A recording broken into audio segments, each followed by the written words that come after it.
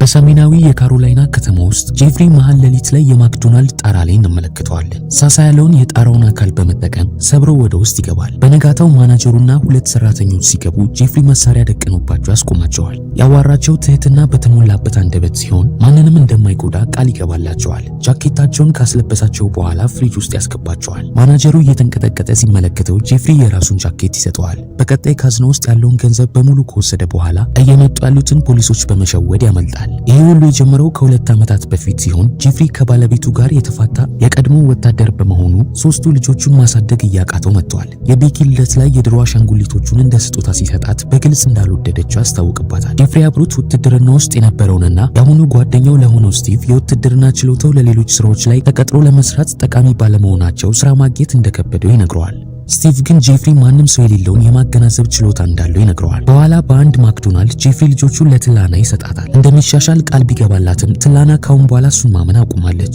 ቤተሰቦቹ ከሄዱ በኋላ ቤኪ ስጦታዋን መኪና ውስጥ ጥለው መውረዷን ሲመለከት በጣም ይናድዳል። በቀጣይ አንድ ጠጋኝ የማክዶናልድ ጣራ ላይ ስራ ለመስራት ሲወጣ ሲመለከተው አንድ እቅድ ይመጣለታል። ወደ ውስጥ ይገባና በተወሰኑ ደቂቃዎች ውስጥ የሰራተኞቹን እንቅስቃሴና የቢዝነሱን አሰራር ልቅም አድርጎ ይሸመድዳል። ለቀጣዮቹ የተወሰኑ ዓመታትም ጄፍሪ 45 የማክዶናልድ ሱቆች ያክል ተመሳሳይ መንገድን በመጠቀም ይዘርፋቸዋል። ጣራው ላይ ቀዳዳ ሰርቶ ሲሆን ወደ ውስጥ የሚገባው ሚዲያዎች ሩፍማን ብለው ስም ያወጡለትና በሚሰራቸው ዝርፊያዎች ታዋቂ እየሆነ ይመጣል። ሚዲያዎች አደገኛ እንደሆነ ቢናገሩም ሰራተኞቹ በሙሉ ግን ጥሩ ሰው እንደሆነ ይናገራሉ።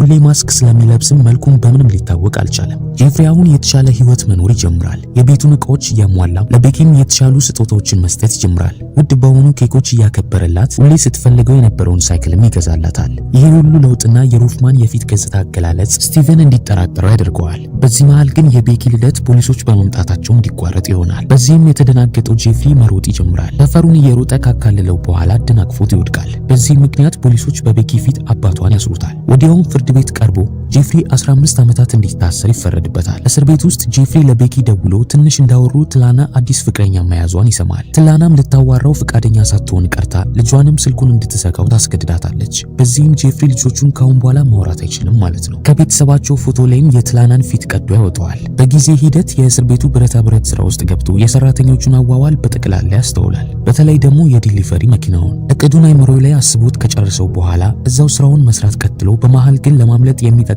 መሳሪያ በሙሉ ይሰራል። በተጨማሪም ሲወጣ የሚለብሰውን ልብስ ይሰፋል። አንድ ቀን ጄፍሪ የጭነት ሹፌሩ ወደ መኪናው እስኪመለስ ይጠብቅና በፍጥነት የሰራውን እንጨት መሸፈኛ ያወጣል። ማንም ሳያየው ከመኪናው ስር በመግባት እንጨቱን ከፍሬሙ ጋር ያጣብቀውና ከስሩ ይደበቃል። መኪናው ከእስር ቤቱ ከመውጣቱ በፊት ጥበቃው መስታወት በመጠቀም የመኪናውን ስር ቼክ ያደርገዋል። ጄፍሪ ግን በሚገባ በመደበቁ በተሳካ ሁኔታ ከእስር ቤቱ ማምለጥ ቻለ። ከተወሰኑ የጉዞ ሰዓታት በኋላ ሹፌሩ መጸዳጃ ቤት ፍለጋ ይወርዳል። ጄፍሪም አጋጣሚውን ተጠቅሞ በመውጣት ወደ ጫካው ይሮጣል። እዛም የእስር ቤቱን ልብስ በማውለቅ ከስር የለበሰውን ልብስ ይለብሰዋል። ከዚህ በመቀጠል ሊፍት አግኝቶ መኪናው ወደ ከተማ ይሸኘዋል። ከቤቱ ፊት ለፊት ቤኪ የገዛላትን ሳይክል እየነዳች ቢመለከታትም ፖሊሶች እዛው አካባቢ በመኖራቸው ሊቀርባት አልቻለም። ምሽት ላይ ጄፍሪ ለስቲቭ በመደወል ከሀገር እንዲያስወጣው እንዲረዳው ይጠይቀዋል። ስቲቭ ሙሉ ሀገሩ እየፈለገው በመሆኑ ለጊዜው ከእይታ እንዲጠፋና ከወር በኋላ እንደሚያገኘው ይነግረዋል። በዛው ሰዓት እዛው አካባቢ የፖሊስ መኪና ሲቆም ተመልክቶ ጄፍሪ ፈጥኖ ማሰብ ይጀምራል። ብዙም ሳይርቅ የህፃናት መጫወቻ እቃዎች ሱቅ ተመልክቶ ወዲያው ወደዛ ያመራና ደንበኛ ይመስላል። ለተወሰኑ ደቂቃዎች ከተረጋጋ በኋላ ጄፍሪ ወደ መጸዳጃ ቤቱ ይገባል። የሽንት ቤቱ ሲንክ ላይ በመቆም ኮርኒሱ ላይ ይደርስና እዛ ላይ ይደበቃል። ፖሊሱ እሱን ፍለጋ ቢገባም ሳያገኘው ይቀራል። ሱቁ እንደተዘጋ ጄፍሪ ተመልሶ ወደ ቢሮ ይገባል። የደህንነት ካሜራዎቹን ተመልክቶ ብቻውን መሆኑን ካረጋገጠ በኋላ ወደ ሱቁ በመመለስ ቦታው ላይ ያሉትን ካሜራዎች በጠቅላላ ይሸመድዳቸዋል። ጄፍሪ በጥንቃቄ እንዳይቀረጽ በማለፍ እራቱን የተወሰኑ ምግቦችን ወስዶ ቢሮ ውስጥ ይበለዋል። በተጨማሪም ፖሊሶች አደኑ ላይ የደረሱበትን ግኝት ለመመልከት ዜና ይከፍታል። በቀጣይ ወደ ኮርኒሱ ተመልሶ ሙሉ ቀኑን እዛው ያሳልፋል። በቀጣዩ ምሽት ጄፍሪ የጠበቀውን ሲስተም ማኑዋል አግኝቶት የደህንነት ካሜራውን ያቆመዋል። አሁን እንደ ልቡ ሱቅ ውስጥ መሮጥ ይችላል። ብዙ ከረሜላዎችን ከወሰደ በኋላ ከሳይክል መሸጫው ጀርባ ነፃ የሆነ ቦታ መኖሩን ይመለከታል። በዚህም ካጸዳው በኋላ ማደሪያው ሊያደርገው ፍራሽና የተወሰኑ ምግቦችን ያመጣል። ቀናቶች አልፈው ጄፍሪ የህፃናት መጫወቻ ሱቅ ውስጥ መኖሩን ይቀጥላል። ቀን ቀን ሰው ስለሚኖር ተኝቶ ሲሆን የሚያሳልፈው፣ ማታ ማታ ደግሞ እየወጣ ራሱን ያዝናናል። ለእርዳታ ልብስ የተሰበሰበውን ንጹህ ልብስ እየወሰደም ንጽህናውን ይጠብቃል።